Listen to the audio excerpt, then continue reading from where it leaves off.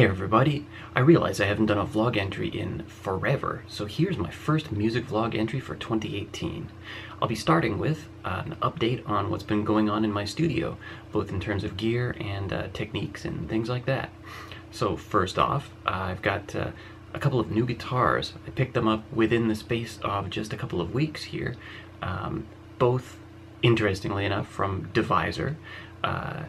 I don't choose by brand, I just choose awesome guitars at good price points, and these happen to be amazing guitars at really affordable prices considering what they are. So it is a BJM60 all mahogany Bacchus Craft Series Jazzmaster type guitar, which is phenomenal. I've used it in a couple of recordings already. And a Momose MSG-LTD that is an SG style guitar. The body is one piece Kaya Ivarensis African mahogany. The neck is also African mahogany. The fingerboard is Indian rosewood. It is built unbelievably well. The detail is tremendous. I have mentioned before that I do a lot of inspections at music stores, or a lot of looking around at music stores, and I see how various companies build their guitars, and well, I know exactly how these folks build their guitars because I've been to the factory a couple of times now. Hard to call it a factory, it's more of a craft workshop because they don't use CNC, they use templates and do a lot of cutting by hand, and their hand-built instruments, they're just amazing. I've also been to the facility where they do the Craft Series guitars. Meticulous attention to detail and assembly and everything. But this is not an ad, I'm just showing off my beautiful guitars. If it was an ad, I would expect to get some kind of compensation. Okay, so also, as everybody knows, I am addicted to compact effect pedals, and my collection has continued to grow. So I have the Boss JHS collaboration Angry Driver, which combines internally the circuits of the Angry Charlie from JHS with the Boss Blues Driver. I have the Blues Driver. I've used it in a couple of recordings a very, very long time ago, and then it just sits around like a useless brick because it's pretty much a useless brick on its own. I've never tried the Angry Charlie. The Angry Driver is fantastic. I love the fact that it's got two gain stages that you can set to feed into each other to really get exactly the nuance for drive that you want. It can be extremely angry. I haven't used those settings yet. It can be a beautiful smooth drive that has a very, very different flavor from a Tube Screamer or from a Super Overdrive. I have used that in some recordings already. You will hear that in particular in Dove of Peace on the album Relentless, if you've got that album. If you don't, why don't you? It's available on every digital streaming and download platform that's out there. Just check it out. Wolf Likely, Relentless. It's awesome. I've made a little bit of money so far on my two releases through DistroKid, and I haven't even withdrawn it yet. Honestly, it's a tiny amount. I need to sell more of these. It'll never support me, but it's an awful lot of fun. If I wanted to be a gigging musician, maybe making a little bit of money, I probably had that opportunity, and I kinda blew it. You might know that I did a gig with some really, really awesome people, members of the band I consider to be legendary, Nighthawks, Iwashita Chie and Aoki Shuichi. Great people, phenomenal musicians. I love their music, I love their style. It's great to hang out with them. I was reasonable in terms of my bass performance at the gig, and then as we tried to write songs together, it just wasn't happening. Partly because, honestly, my live performance strength sucks. I am pretty much useless at that. I'm fine in the studio if I can do 20 or 30 takes on 8 bars at a time, max, maybe. That's how I craft my music. That's kind of modern studio composition style anyway. I never expect to be able to do that stuff live. I don't quantize my guitar parts, I don't mess around and move things around with them. Everything you hear in my guitar parts I actually performed, but it may have been the 30th take. It may have been the 60th take spread across a couple of days to get it right, and I may never be able to play it again. I'm fine with that. That's the art that I create. I'm not a performer. And also, I got real thin skin. I don't like lines that I write and think are really cool being rewritten If I've come up with lyrics for something and those lyrics mean something to me, I don't like having those rewritten. So in other words, I'm a jerk and can't possibly work in a band scenario. So anyway, that didn't go anywhere. I'm on excellent terms with them. I love those people, they're fantastic, but I don't know if we'll be performing again. Then, what I've been doing with my music? Well, my music is continuing to be an obsession. I work once or twice every day for an hour to 90 minutes at a time. I'm doing all kinds of recording, editing, composition. I work with my Chrome keyboard. I still do some pattern sequencing, but that phraseology leads you to believe that something might have changed, and a big change was one of my computers just kept on dying. And I used to use two computers and keep their tasking very separate. So one of them was tasked as a video editing station capable of 4K and all kinds of great stuff, and then the other one had been my music station, using an old Edirol UA101 interface and really old software, Cool Edit Pro. It just started getting incredibly unstable, and I would actually lose files and get things corrupted, and my sessions continued to get more and more ambitious. We're talking 40 to 60 tracks for a song.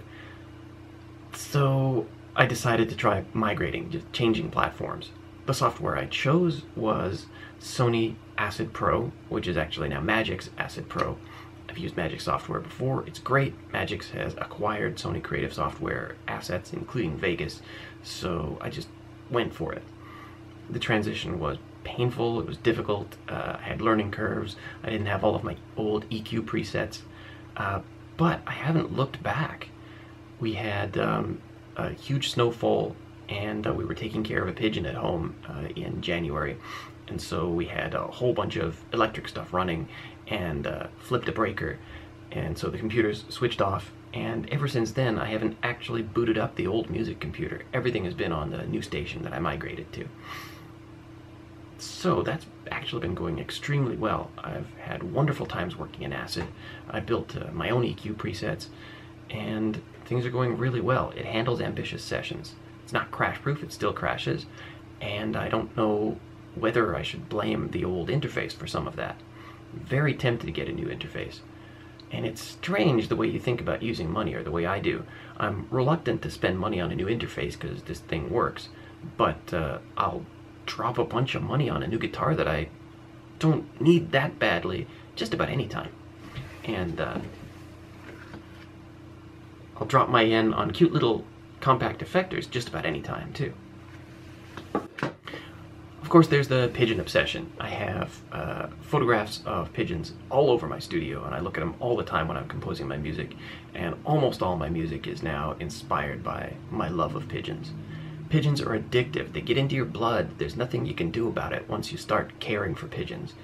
I mean caring too, not just hand feeding, where I have pigeons landing on my head and crapping on my jacket and all kinds of stuff virtually every day. And I give out 1 to 2 kilograms of birdseed daily. It's not just that, it's also taking responsibility for them. For my local pigeons, so we had a sick pigeon at the beginning of January that we took care of and buried. And even when I'm out and about in early mid-February, it was mid-February, I was out at Hachioji picking up some guitar parts, because there's a really cool store there for guitar parts. And I came upon a stringfoot pigeon. It's a pigeon with an injury. The whole thing's documented in my Rock Dove promotional video. Poor guy, I couldn't help myself. I bagged him, took him home. We made sure he was fed and warm. I did surgery on him, and a couple of days later, it really was surgery, using tweezers to pry apart the wound and jab surgical scissors in there to cut the string out. And he made a great recovery. He really started to hate the fact that he was in a cage. I let him out of the cage a few times. He flew around and then really panicked when I had to put him back in the cage. Clear indicator that that's a wild animal, not a pet. So, with huge quantities of tears shed, we released him.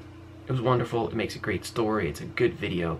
It's in my entire career of video montage, it is the work that I'm the proudest of so far.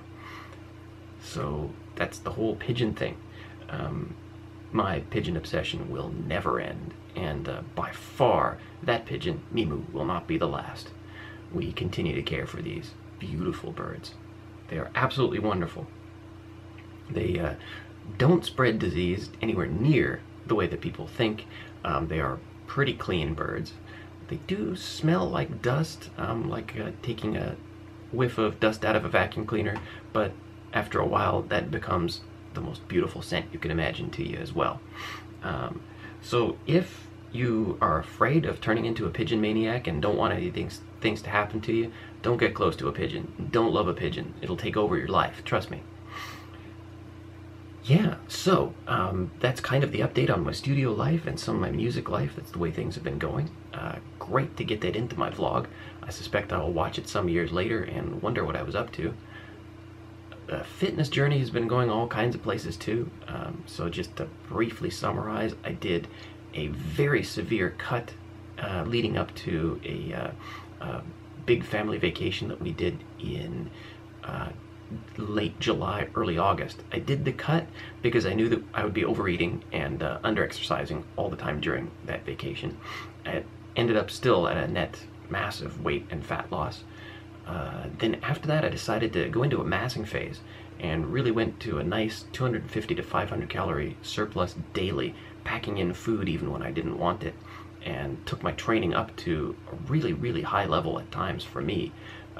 Injured myself a couple of times, of course, and gained a lot of muscle mass, and gained some body fat as well, so it was a true bulk. Then I started to want to do maintenance and actually did a micro cut for about 10 days or so, which was very effective. I'm on maintenance calories now and a maintenance style workout. Very happy with the things that have happened. I'm at somewhere between 8 and 12% body fat, which is just like a dream come true for me. I feel more attractive without a shirt than with a shirt for the first time in my life, which is fantastic. I'm not going to take it off right now. So fitness has been awesome as well.